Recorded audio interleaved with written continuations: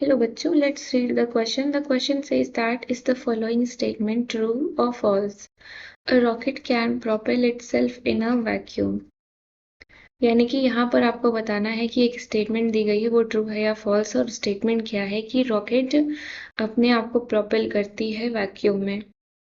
तो सबसे पहले हम यहाँ पर की कॉन्सेप्ट लिखते हैं। That key concept here is Newton's third law of motion. Newton's third law of motion. और Newton third law of motion क्या होता है?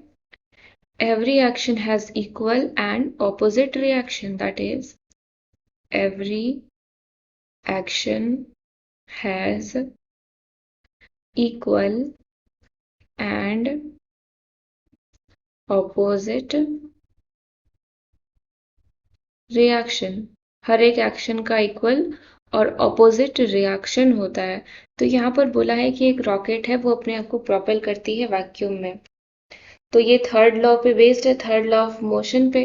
यहाँ पर क्या हो रहा होता है कि रॉकेट को आगे बढ़ाने के लिए जो गैसेस फायर की जो फ्यूम्स होती हैं वो एनवायरनमेंट के अगेंस्ट फोर्स लगाती हैं इक्विवेलेंट अपोजिशन में। तो ये जो अपोजिशन होता है ये रॉकेट को फॉरवर्ड में ले जाता है, उसको एक थ्रस्ट प्रोवाइड करता है और उसको इतना ज़्यादा पुश करता है कि वो उसको फॉरवर्ड मोशन में लेके जाता है। दैट इज यहाँ पर क्या हो रहा है? To push the rocket, rocket को पुश करने के लिए the fumes gases fire in opposite direction. That is reverse में fumes gases fire in reverse and against the environment and against the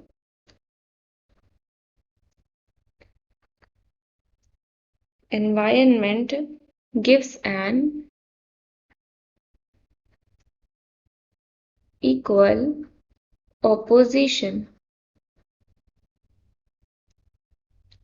और फिर क्या होता है? ये ऑपोजिशन रॉकेट को एक थ्रस्ट प्रोवाइड करती है जो उसको फॉरवर्ड डायरेक्शन में पुश करता है। That is this opposition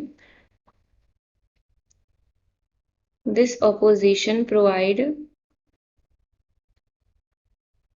thrust to rocket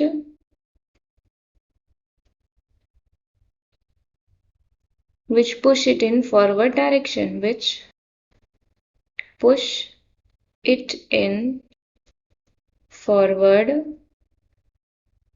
direction। वो उसको फॉरवर्ड डायरेक्शन में पुश करती है। सो जो यहाँ पर स्टेटमेंट दिया गया है वो क्या है? ट्रू है। The given statement is true. The final answer is true that a rocket can propel itself in vacuum. Hope you understood it well. Thank you so much.